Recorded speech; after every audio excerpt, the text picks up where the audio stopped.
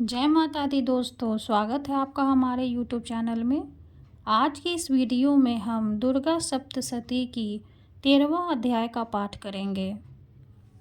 इस पाठ में हम सूरत और वैश्व को देवी के वरदान के बारे में जानेंगे।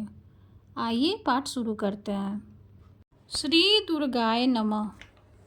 जो उदय काल के सूर्य मंडल की सी कांति धारण करने वाले, जिनके 4 भुजाएं और 3 नेत्र हैं, तथा जो अपने हाथों में पाश, शंख, वर एवं अभय की मुद्रा धारण किए रहती है, उन शिवा देवी का मैं ध्यान करती हूँ।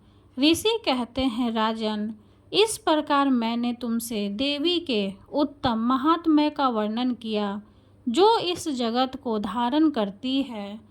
उन देवी का ऐसा ही प्रभाव है, वे ही विद्या ज्ञान उत्पन्न करती है। भगवान विष्णु की महास्वरूपा उन भगवती के द्वारा ही तुम ये वैश्व तथा अन्य विवेकी जन मोहित होते हैं, मोहित हुए हैं तथा आगे भी मोहित होंगे। महाराज, तुम उन्हीं परमेश्वरी की शरण में जाओ। आराधना करने पर वे ही मनुष्य को भोग, स्वर्ग तथा मोक्ष प्रदान करती है। मार्कंडेय जी कहते हैं, कौष्टुकी जी, मेघा मुनि के ये वचन सुनकर राजा सुरथ ने उत्तम व्रत का पालन करने वाले उन महाभाग महर्षि को प्रणाम किया।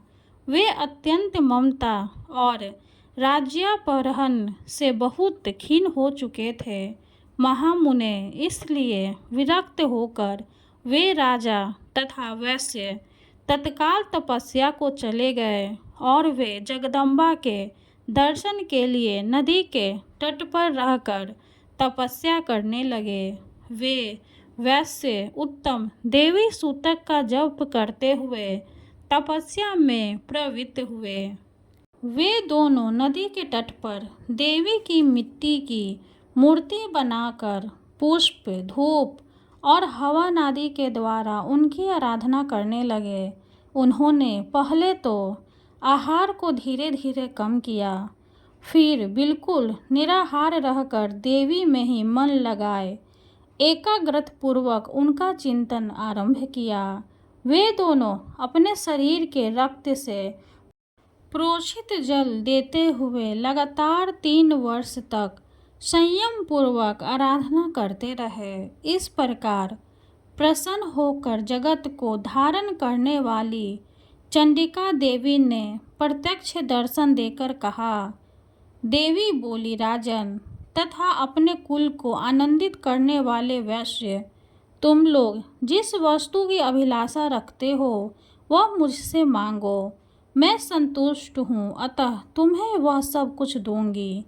मार्कंडेय जी कहते हैं, तब राजा ने दूसरे जन्म में नष्ट न होने वाला राज्य मांगा तथा इस जन्म में भी शत्रुओं की सेना को बलपूर्वक नष्ट करके पुनः अपना राज्य प्राप्त कर लेने का वरदान मांगा।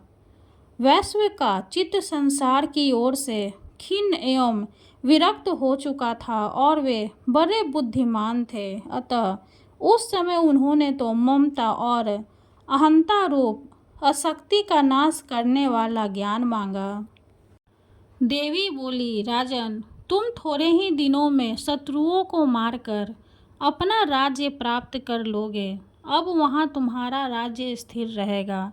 फिर मृत्यु के पश्चात तुम भगवान विवस्वान सूर्य के अंश से जन्म लेकर इस पृथ्वी पर सार्वनिक मनु के नाम से विख्यात होगे। वैश्ववर्य, तुमने भी जिस वर को प्राप्त करने की इच्छा की है उसे देती हूँ। तुम्हें मोक्ष के लिए ज्ञान प्राप्त होगा। मार्कंडेय जी कहते हैं, इस प्रकार उन दोनों को मनोवांछित वरदान देकर तथा उनके द्वारा भक्ति पूर्वक अपनी स्तुति सुनकर देवी अंबिका तत्काल अंतर्धान हो गई। इस तरह देवी से वरदान पाकर क्षत्रियों में श्रेष्ठ सूरत सूर्य से जन्म ले सार्वनिक नामक मनु होंगे। इस प्रकार श्री मार्कंडेय पुराण में सार्वनिक मनवंतर की कथा के अंतर्गत देवी महात्म्य सूरत और वैश्व को वरदान नामक 13वां अध्याय पूरा हुआ। 1 से लेकर 12 अध्याय तक की वीडियो मेरे इस चैनल पे है, आप प्लेलिस्ट से जाकर देख सकते हैं। वीडियो अगर अच्छी लगे तो लाइक कर दें, चैनल को सब्सक्राइब कर दें और कमेंट में जय माता दी जरूर लिख दें। धन्यवाद।